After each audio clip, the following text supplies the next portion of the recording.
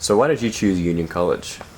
So I chose Union because I'd heard great things about the culture and the environment, and I was looking for a very supportive place for when I first moved out of home, and Union kind of offered all of that, and I was also excited by all the opportunities I was going to have in terms of sport and cultural activities, and Union seemed like the best fit for that.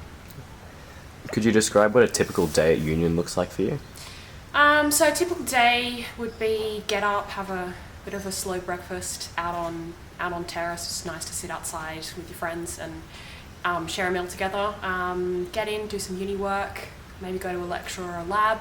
Come back for lunch, have some great food, good chats with friends. Often a bit of a chill afternoon if I've got a lot of uni work or a lab or something.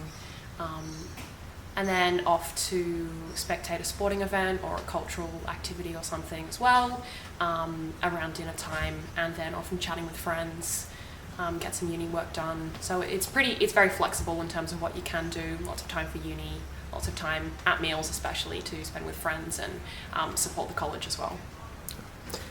What advice would you have for any Year 12s considering college in 2022?